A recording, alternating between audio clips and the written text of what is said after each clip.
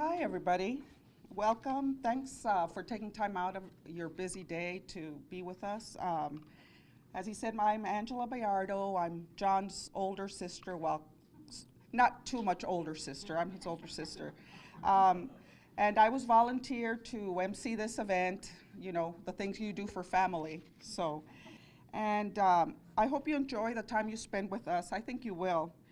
For a long time, John, or Juan John, as his pen name is, has been looking forward to being able to share this once-in-a-lifetime event with you. Today, he is very happy to bring you Juan John's Gigs Across America, Part 1. This afternoon, we'll be hearing from a couple of guest readers that will share short excerpts from Juan John's new book. Johnny Bayardo, John's son, my nephew, and one of my roommates, will be reading a little bit for us. Did you take out the trash this morning, Johnny? He'll read a short excerpt from Gigs Across America, Part 1, John's present book. Also, Edgar Ibarra, writer, director, filmmaker, and award-winning KVOA photojournalist, will be reading another excerpt from Juan's second book, Gigs Across America, Part 2. Juan John will give you his thoughts on his year-long journey and how he conceived of the idea. Afterwards, he will be taking any questions that weren't answered during his talk. And finally, you will be able to purchase a copy of Gigs Across America, Part 1. In this first book, or 25-minute stories, you'll read tales of personal struggles, amazingly friendly people, and even some romance. John will sign copies of his book, and at the end of these formalities, if you wish. When John first pitched this idea to me in the fall of 2015 about working his way through the 50 states, I really wasn't sure what to make of it. I thought it was crazy, and I didn't give it much thought. I pretty much blew it off. I lead a really busy life, and I really didn't want to deal with anything new until I really had to. You know, if you ignore it, it'll go away. So sometime later, when he brought it up again, I knew he was serious. By that time, he had done research, and he even had props, mainly a map that he had redlined with the estimated route. That red line weaving throughout the continental US, plus Alaska and Hawaii, made it real for me. When John laid out the plan, I had mixed feelings, and none of those included happiness. The strongest feeling was apprehension. It's a big country out there with dangerous roads, dangerous places, and crazy people. My immediate thoughts were, what if something happens to him? What if he gets in an accident? What if he gets murdered? What if he doesn't come back? I didn't think of him as seeing beautiful and different places and people, of him having an adventure. I was worried about what might happen to him and concerned about how this would affect my life. I like to think of myself as a glass half full person, but I was not in that mode in that time in my life. Our family had gone through a big upheaval because of our parents' deaths. On top of that, I was going through my own personal and health issues. The last thing I wanted to hear is that I had one more thing to deal with. I didn't want to lose another loved one, if only because of the distance. But John was set on his plan, and all I could do was go along for the ride, so to speak. So for the next few months, I helped him build a website, and we searched for people he might know along the way. I shared whatever media contacts I had, and he reached out to others on his own to secure the publicity. He worked extra hard to save money, and he researched everything he could. So like what time would be the best time of the year to leave, and because he knew it was going to take 6 to 7 months to complete the journey. Finally, on May 5th, 2016, he rolled out of town and I became his point person. While he was gone, I made sure I picked up my phone or checked my messages to make sure he didn't need anything or wasn't in trouble. We opened a joint bank account so that I was able to access money for whatever he needed for his trip. I turned him on to Cash App, which turned out to be a real lifesaver for sending him money on the spot. I paid his bills at his request and handled any incidental expenses. We had forwarded, or he had forwarded his email, so I sorted and brought things to his attention that I thought might be important. But mostly, I tried to support him by talking to him about how he was doing and what he was doing along the way. I was still anxious about getting that call that something bad had happened. However, I just tried to put that aspect out of my mind. I did get several frantic calls during his trip, one of them when he had slipped off a frozen road. On the flip side, I did get joy out of hearing about his adventures, his dealings with many different kinds of people, the types of gigs he was doing, and the wonderful and varied scenery he was experiencing. I was holding down the fort, but at least I was able to live vicariously and enjoy the good parts of his journey. Moreover, as he got closer and closer to the end, I started anticipating and seeing how he would come out from this whole thing and what tales he would have to tell. So after a year, he finally came back in one piece. He looked worn out and scruffy, but satisfied. His dog, Kalani, who I had been babysitting, was tentative when she first saw him, but then was really excited to see him come back. There's a lot to fill in from the time he returned to now, and the outstanding thing for him was putting it all down on paper. He's been writing like a crazy man since he came back, and I admire that talent since he's self-taught. I don't know how successful this book will be or the others he has waiting in the wings to be published. But from my standpoint, he's already a success. Imagine leaving one day for work and not returning for 11 and a half months. Imagine not knowing what city you're going to next, or if you will find work, or how much you'll get paid. Imagine not knowing where you're going to sleep or what you will be eating most days, or who you can trust for that matter. And all the while writing a blog to document every step. How many people can say they've traveled all 50 states? I did some brief research, and what I found is that it's less than 1%. And in addition, how many of those people can say they've worked in every one of those states? And all of this, of course, was self-imposed. He could have quit any time, but he held himself to it. I remember one night he called me, and I can't really give too much away because that's in the next book, Gigs Across America 2, but he was freezing in his truck, and he was at his lowest point, and I could hear it in his emotional voice. I was torn whether I should say, just come home, but I was afraid that if I said it and put it out there, he might listen to me, and I didn't want to be the one responsible for him quitting. That was gonna have to be all on him. He made it back, and I gotta say, no matter how many books he sells or where his writing takes him, I admire his guts and his tenacity for making such a journey. I'm proud to introduce my brother, Juan John, the gigs guy. Or, I'm actually proud to introduce Johnny, my nephew.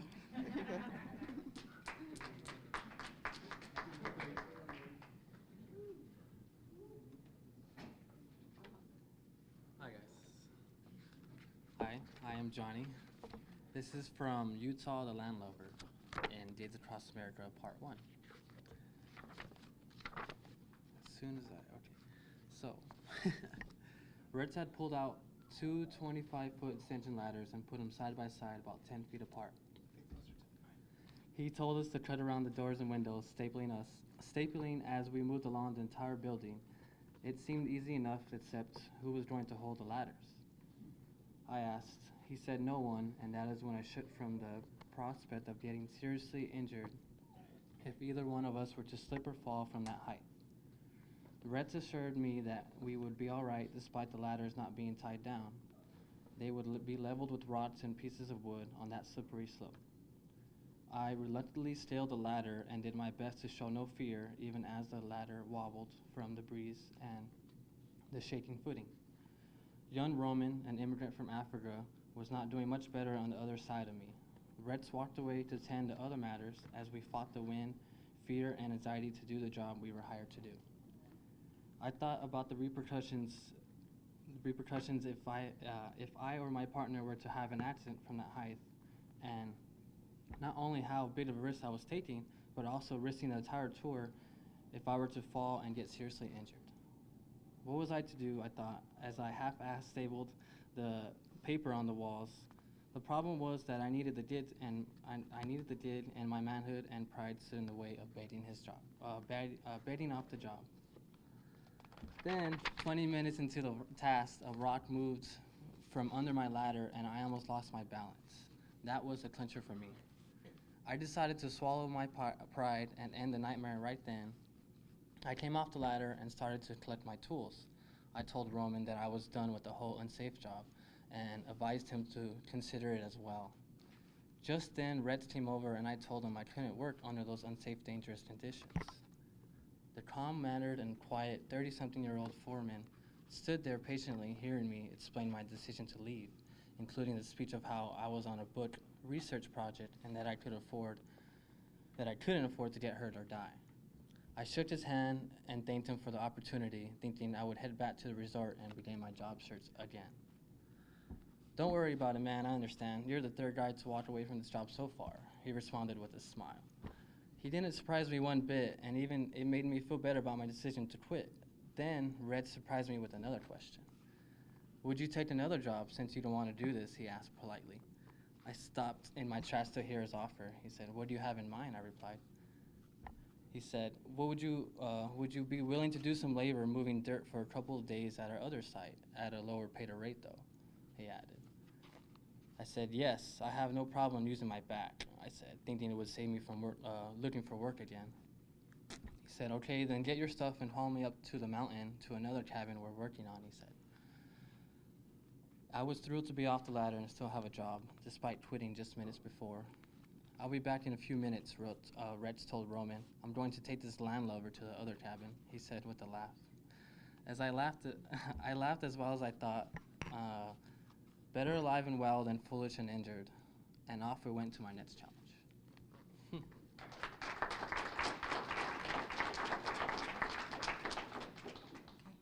Thank you. I'd like to introduce Edgar Ibarra, KVOA photojournalist, award-winning, and local filmmaker.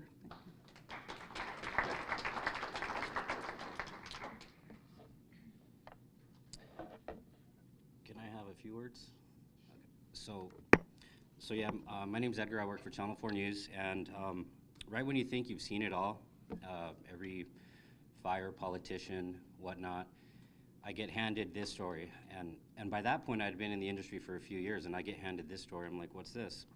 Oh, it's a guy, and he's a handyman, and he's going across America, and he's going to do a gig in every single state.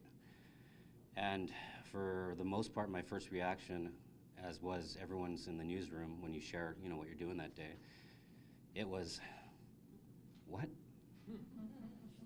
So right when you think you've seen it all, and then you meet, and I met you, Juan, you really start to see the story and the man behind the story, and you start to realize what an amazing thing it is to set out and prove that with guts, will, and determination, if you want, you can make what you want out of, in this case, your situations that you decided to put yourself in. And so I really want to commend you, John, for doing this. I mean, I've seen a lot of weird things and neat things, and this is one of those amazing things. So round of applause for John. So I will be reading from the second Gigs Across America book called Mississippi Belle, correct? Okay. Out this spring in March. April. Oh. All right. The house had no side fence, so I parked in her big backyard and unloaded my suitcase and other stuff I had accumulated over the past 6 months on the road in order to be able to fold the seats down. Then I drove a few feet and started to take out all of the tools that I'd be using for the project. Donna then walked out and asked me something when her eye caught my license plate, which read, Arizona. You're from Arizona? She looked shocked. I thought you were a local contractor, she added, as a little positive vibe. And she had just evaporated in a little positive vibe that she had just evaporated in the warm Mississippi sun. I am, I responded in a sheepish tone. I continued to unload my gigs mobile. I thought I was getting a local contractor. You're not even from here, Donna replied. That's when I decided to just spill my guts and disclose everything about me and what a guy from Arizona was doing working east of the Mississippi. Well, actually, I'm a writer on a book research project traveling America doing jobs just like this, I gently explained as I handed her my gigs card with my web address. A writer, Donna blurted out. I thought she was gonna faint at any minute, and I thought I'd be reloading my tools and bag back onto the truck or calling 911. She was speechless. So, how'd you get this job? Being on the road? She asked. I just answered a Craigslist ad and I saw yesterday, thinking it was a local company I was looking for. Help. But as it turns out, it was an internet company you contracted to hire me, I said. Well, I went online and I thought I was hiring a local contracting company. And well, I didn't know that there was a regional internet company. She acknowledged with disbelief. I felt the job rapidly slipping away like grains of sand pouring through my fingers. I had to win her trust, and fast. I went into full damage control mode. I know this whole situation seems weird, and not what you expected, Donna, but despite how I arrived here, and what I've been doing on the road, I can assure you that I'm fully qualified to build this project in a professional and timely manner, I firmly stated. Have you ever built pergolas before? Pergolas. I was wondering about that pronunciation. Have you ever built pergolas before? She asked me for assurance. I've been a carpenter since I was a teenager, and of all my trades, it's my strongest skill. I invite you to look at my website and see some of my jobs I've done and people I've worked for these past few months.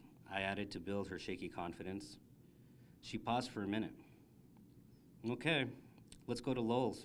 That way I can buy you what you need. She and I then went off. Thank you.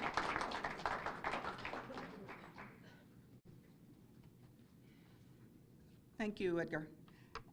So next, I would like to introduce my brother, Juan John Vallardo, the Gigs Guy.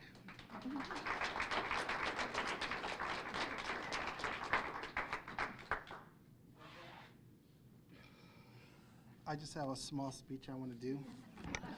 I'm going to start with page 1. I'm just kidding. Actually, I don't have any notes because everything I want to tell you is in my heart, and it's been there a long time.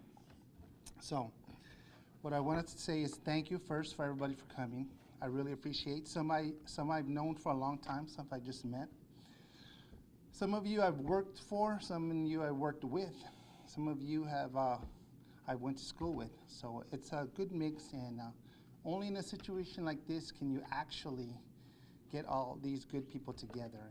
And it warms my heart that you guys took the time to come here. There's a saying that says, behind every successful man stands a successful woman. Well, in my case, let me tell you, behind every idiot brother is a beautiful and intelligent sister. So give her a big hand.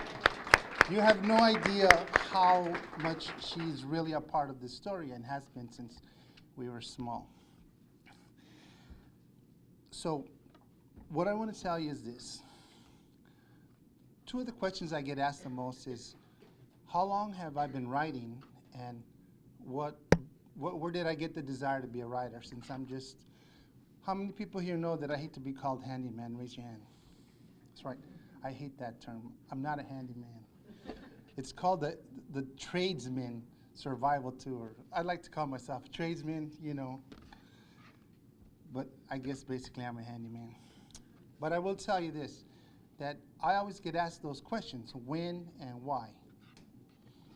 And this is what I'm going to do. What I'm going to do is I'm going to take you back in time, and I'm going to tell you a story, because my sister did a good job of covering Gigs 1, and then I want you to read Gigs 1.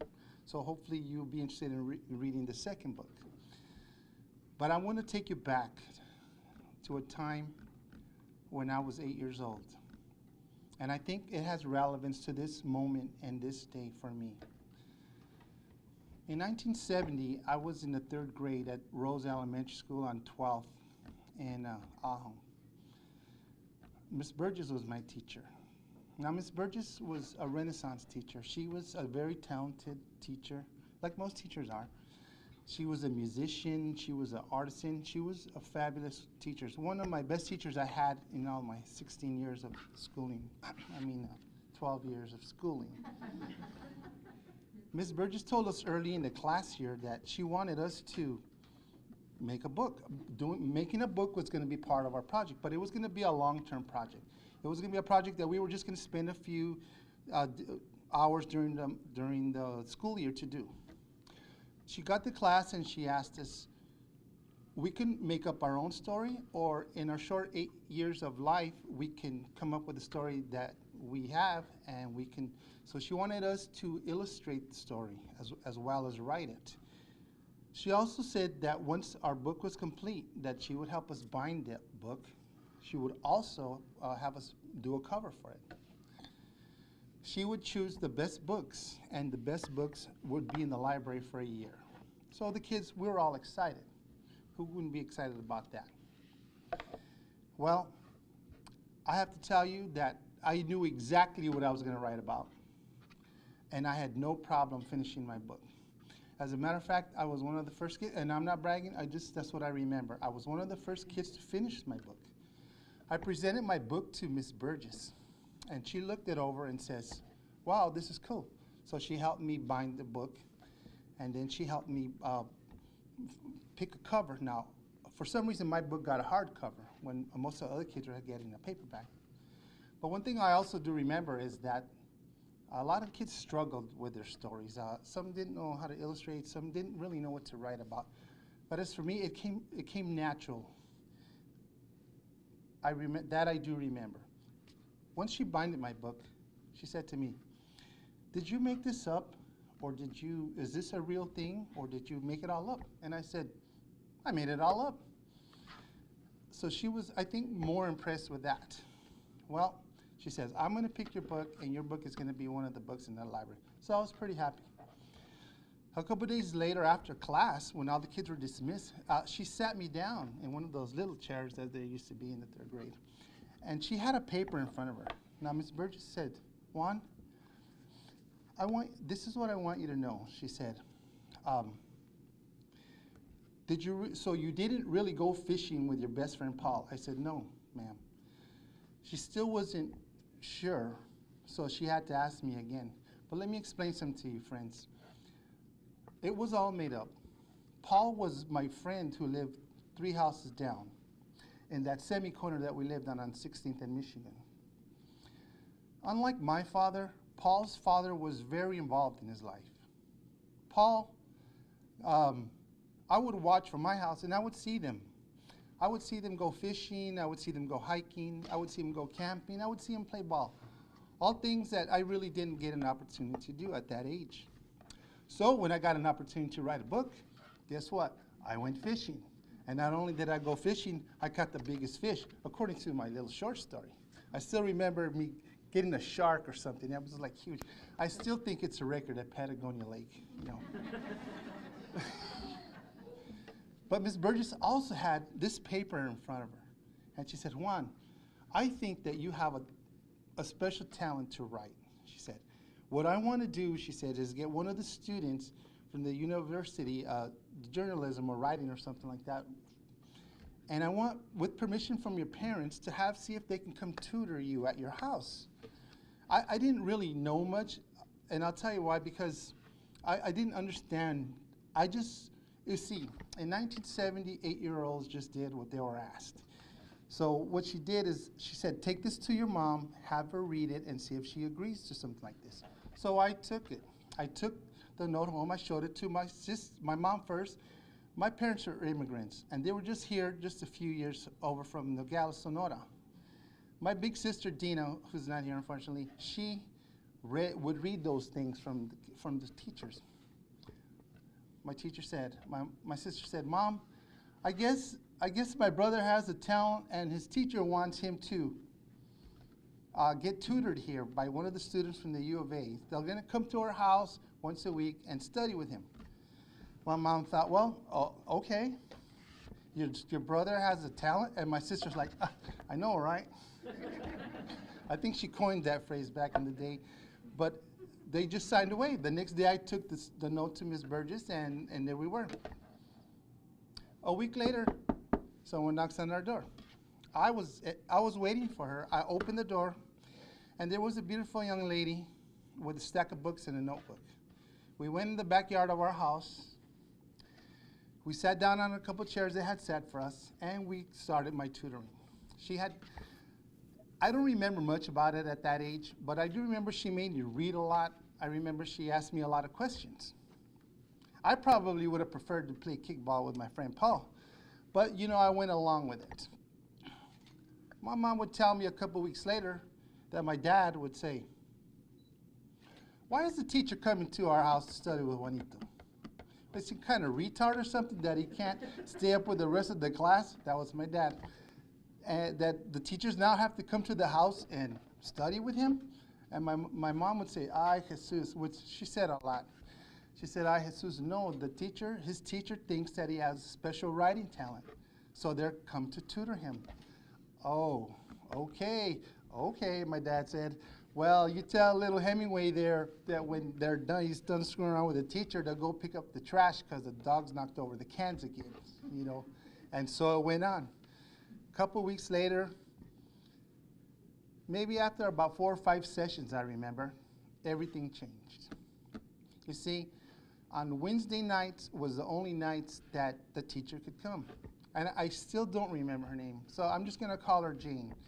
But the student, her name was Jane, and basically what happened is after that session, my mom said, no more tutoring. Because Wednesday night was also the night she used to take us to church at night. And my mom did not want anything to interfere with that part of our life. And after a few sessions of running over and not going, it was done. I still remember the look on Jane's face when my mom pretty much told her, "Thank you, but no thank you. My son's going to be cutting cows and pigs and chickens and fixing people's fences and mending their roofs for his life. He's going to do just fine." So what happened is the next day, Miss Burgess was very disappointed, and that was it. A year later, I was in the 4th grade when Miss Burgess sticks her head in Miss Wilson's 4th grade class. And she says, "Can I have a minute with Juan Bayardo?" And she says, Sure. So I walked out there in the breezeway of the 4th grade wing, and Miss Burgess had my book. And she said, "Juan, I just want to give you your book back. It's been in the library for a year, and now we have new kids and new stories and new books, and I just want to give you your copy and wish you luck." I went back that day to my mom. I remember Mom was in the kitchen, and I came home really happy with my little book. And I said, "Mom, do you remember last year when that lady used to come study with me?" And she says, "Yeah, mijo, I remember." I said, "This is the book. This is the book that I wrote. It's been in the library for a year." And my mom picked it up, and she looks through it, and she says, "That's great, mijo. You did well. Now go pick up the trash because the dog's knocked over the cans again." And I did what most 9-year-olds did in 1971. I did what I was told. And that was the end of that. I can't really tell you, and it's not fair to them, that in their short-sightedness, an opportunity like that at that time would have maybe changed my life. We don't know those things. But certainly, it was beyond my control. But the story doesn't end there. About 15 years later, we were hanging out at my mom's house, and I had my wife and my 2 oldest kids were small, like 4 and 6. And the topic came up of my book. And my mom says, I asked my mom, "Do you remember that book I wrote in the 3rd grade?" And she says, "Yeah." I said, "Do you still have it?" And she says, "Yeah, I have it somewhere in my room. It's in one of those books. I'll look for it." My sister once again comes out and says, "I have your book." I says, "You have my book?" She says, "Yes, I have your book." I said, "How is it that you have my book?" She says, "Oh, I just saw it laying around a few years ago, and I picked it up and took it home." I was like, okay, I was more happy that it still existed. And I just wanted to show it to my little kids, you know, like a keepsake kind of thing. So I said, Dina, can you find that book for me? I'd love to have it back. And she says, sure. It's just, you know, in my room. It's in my house. I'll have to go through all these boxes to look for it. Well, my sister being a half a pack rat and a hoarder, that was going to be a challenging thing. So every time I'd see her, I said, Dina, do you have my book? Have you seen my book? And she says, I'm looking for it. And then the days and weeks would pass, and I just wanted possession of that little book. A few months later, my mom calls me and says, Mijo, I got some bad news for you. And I said, what? She says, your sister's house nearly burnt to the ground. And I said, well, of course, at that point, the last thing on my mind is my book. And she said, yeah, you know, luckily the fire department was able to save the house, and just her bedrooms burned, and they were, so everyone's safe and fine, so it's all good. Later that day, I went to see the fire, and yeah, looked at it, was a completely destroyed with ashes and water, and it was a mess. And that's when it hit me that any evidence of me ever becoming a writer at that age was destroyed, you see. So that I continued on with life for the next 30-some years, doing what I've been doing. And that was the end of my I've never really seen any royalties from that book either, so I don't know. It wasn't until 2009, friends, that spark to write again was reignited. And it was just reignited with an event. I was busy raising kids and running a business, and I heard this term from the guys I had hired to build a wall, and they said, la quecha, la quecha. And I said, what are you guys talking about? What are you guys laughing about? They said, la quecha. I said, what is la quecha? They said, that's what we call the Border Patrol, because they had seen a Border Patrol pass by. So I said, well, what is that? It just means la que echa pa atrás, or la que echa pa fuera, which means to toss back or toss over, right? So it's like tongue-in-cheek, right? That light bulb went off in my head, and that's when I had the idea to write that story.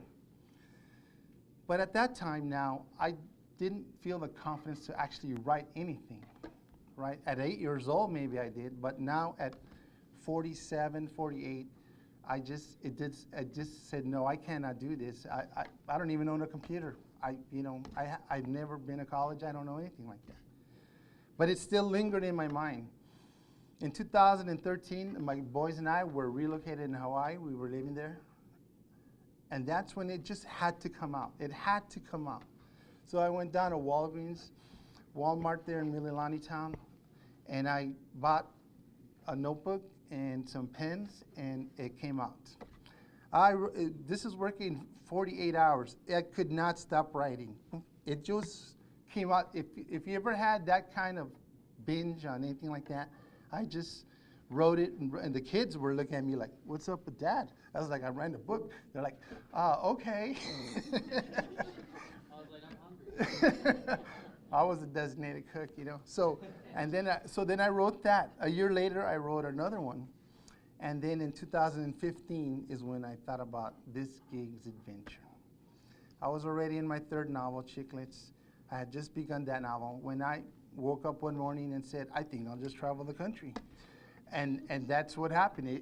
My fledgling in writing had to take a back seat to now 3 years and 4 months of doing gigs to come to this day.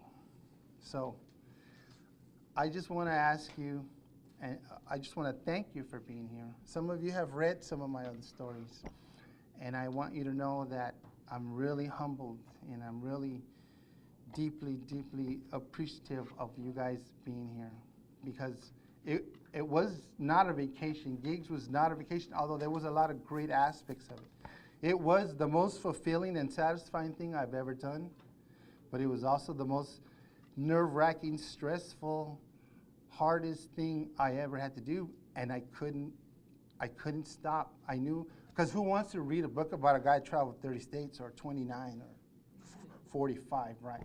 It was 50 or nothing. So all I can hope for, friends, is whatever whatever Jane and Miss Burgess saw in me in 1970, hopefully I can catch a little of that in a bottle and be able to translate that to you in this book, and you'll be able to enjoy it. So if anyone has a question, I will be happy to answer a question. But I reserve the right to say you're going to have to read about it, okay? But if anyone has a question, I would love to answer it. Terry.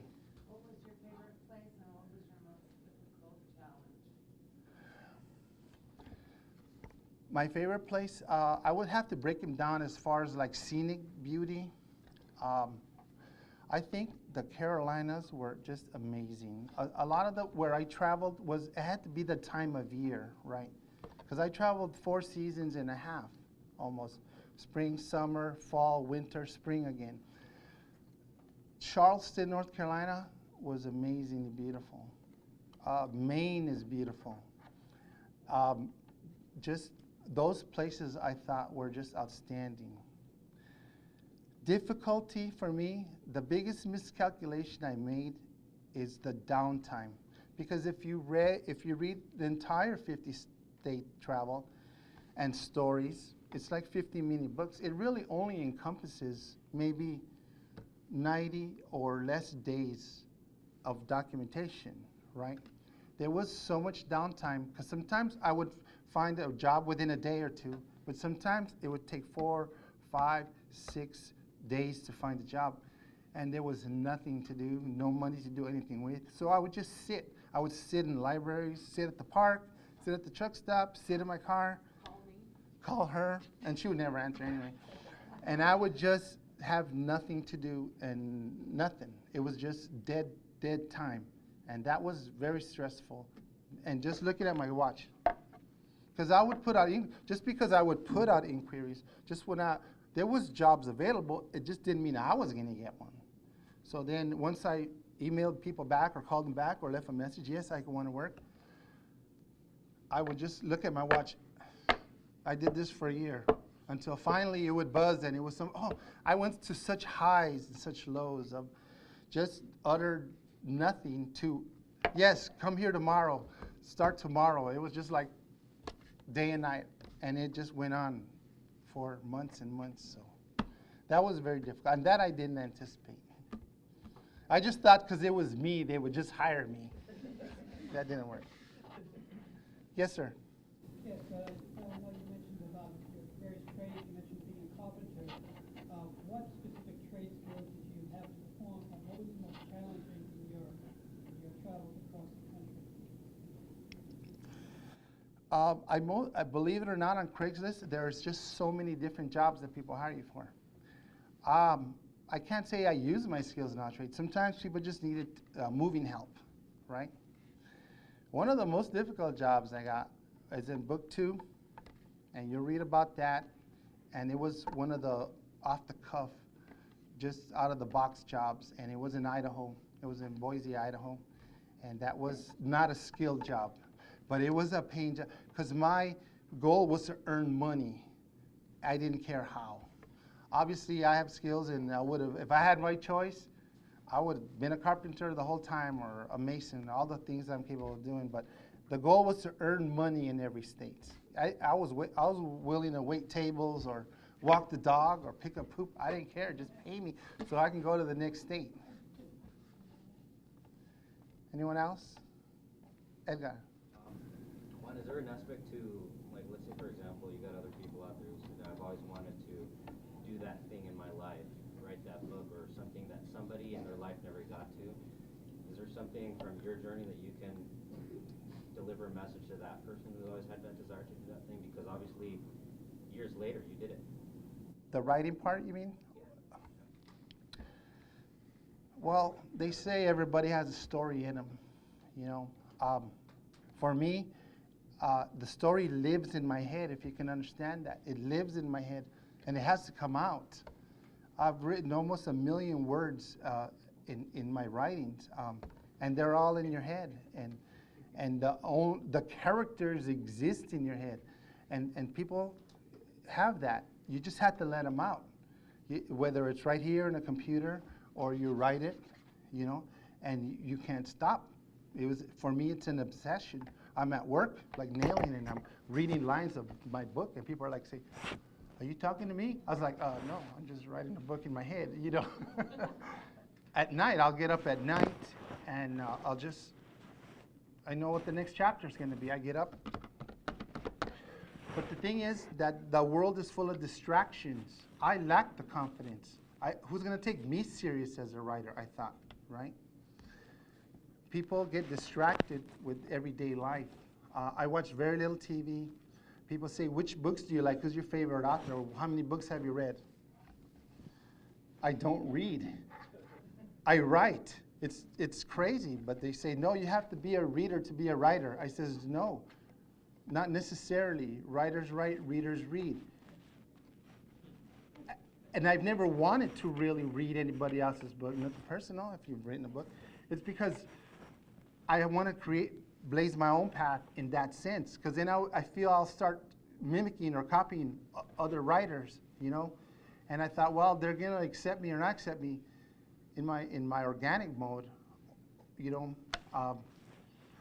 I can't tell you that any writer has inspired. I've read a few books. I was in a few school plays. I was Billy Budd. I was Noah in The Rainmaker. You know, so I have some knowledge of literature. But the best thing to do is make time for it. Shut the TV off. You know, whatever, if you have a desire in your heart to write a book, you have to devote time to it, just like any other craft. And it'll come out. Let me tell you, if you have one in your head, it'll come out. Yes, sir. Yeah, about 30 years ago, I did similar to what you did. I traveled across the country, 50 states, back before the invention of the internet, and it was basically the phone book and networking.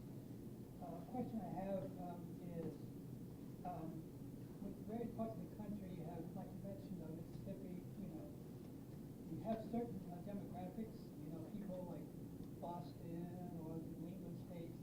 What has been the most challenging for you as an individual, as far as any resistance of your background or of your heritage, or just being a male? For example, some people in different parts of the country have certain type of stereotypes, type of that word. Did you run into any of those incidents in your travels? It's a good question. I have to tell you that I did not, and I'll tell you why. Because the whole purpose of somebody hiring me on the Craigslist was because they didn't know who I was. See, once I would show up at their door, they would say, "Oh, you're not from here," or if they thought, "Oh, well, you're Mexican," or "You're from Arizona." They don't know until that time. When people advertise work, they just want a worker, you know. I didn't really feel, I didn't get that.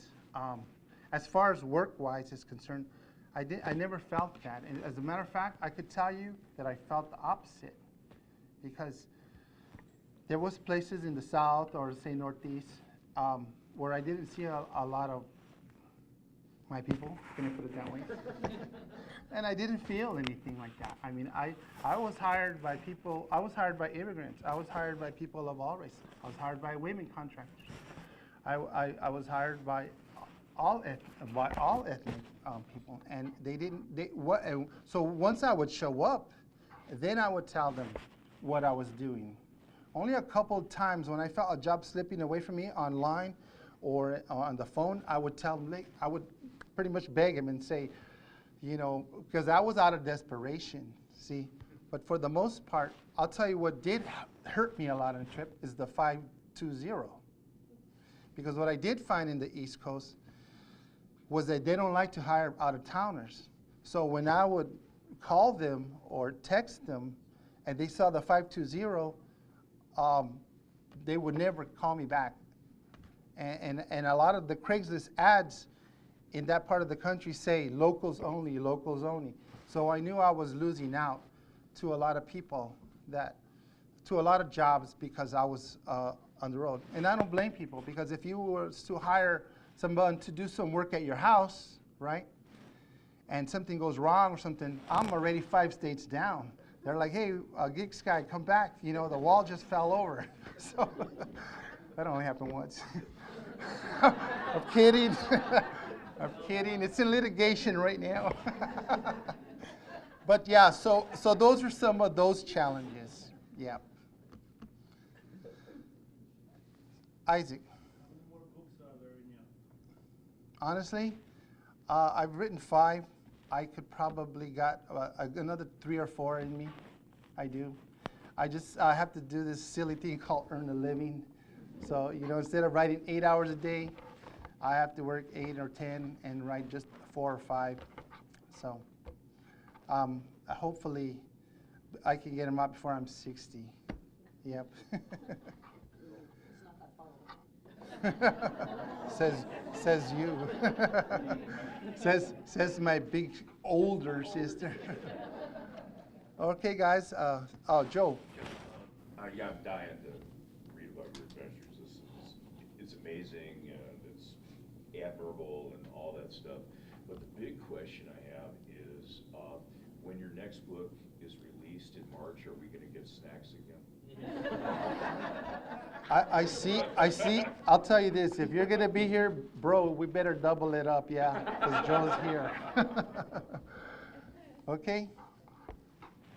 Edgar. Deliver a puppy? I delivered a puppy. I did. No, not as a midwife, not that kind of deliver. But you're getting into gigs too, bro.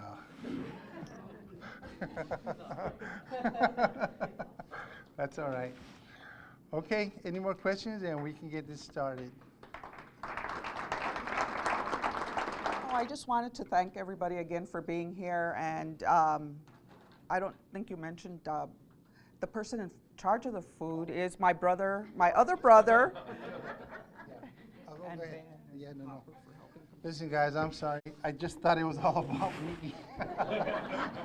The first person I want to thank right now is Matt, because the facilities here are awesome at the library, and he's been over and done a great job of accommodating us. So I want to thank Matt. I want to thank Marianne Jacobs in the back there. She's my proofreader, and her husband John, and Yoli, who's done the book cover and helped the production of this book. I also want to thank, of course, all of you again who've supported me and knew that I was just a landscaper, mason, carpenter, and that was just my side gig, yeah. So I want to thank Edgar and Liliana. They were the first people to reach out to me when I blitzed the media, and they followed me through all 3 aspects: preparation, my return, and now my publishing. So Edgar, Liliana, thank you very much. My family, my brother's the chef. He did the snacks. I want to thank my son for reading. I want to thank my nephew over there playing the harp. Benjamin, Alexis, and my nephew Alexis, and my son will be doing taking your money if you feel like you want to buy a book. And of course, I want to thank my older sister. We've been, I remember, I'll tell you, if you got a few minutes, I got 1 second. I have to tell you that, I remember when we were very close, even when we were small, there was 7 of us, but we were very close. And my mom said to me one time, Mijo, I think that you have to get your own bed now. Because we used to sleep together, keep it clean, we were just kids. And I said, why, Mom? And she says, because your sister's becoming a young lady, and now she needs her own space, and you cannot sleep with her no more. I says, but I'm only 15, Mom. I'm kidding, I was 14. We'll talk about that later. So yeah, she's been my champion, and I do rely on her, and we rely on each other so much, and it's Philadelphia, brotherly love, guys. So, thank you again. Yeah.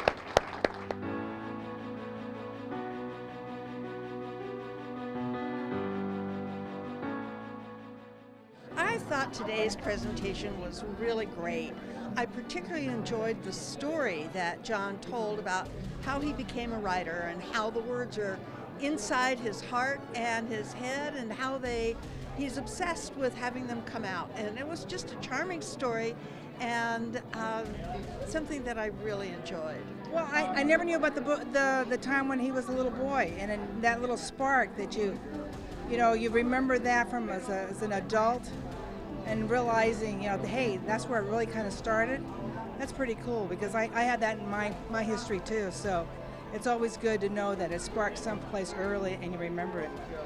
Loved it. Loved it. Fun, very inspiring. It was one of those moments where you got to see. Well, I got to see Juan's journey, starting from like 3 years ago, and I've been lucky enough to be the cameraman for Channel 4 that documented when he left, when he came back, and when he wrote the book. And to see him come full circle to this, it makes me happy for him. I really liked his story on how he kind of inspired himself to start writing again after all those years. That I think is very inspiring to others who maybe have that in their mind and their thoughts to write a book, but really aren't comfortable with putting it on paper. About the story he told us when he was in 3rd grade, when he had to do an assignment, and the assignment was about to write a book. And that's when I guess he knew, but you were a 3rd grader, you really don't know what you're passionate about. But then years passed by, and then all of a sudden his passion came back and he was able to write a book, and he did it.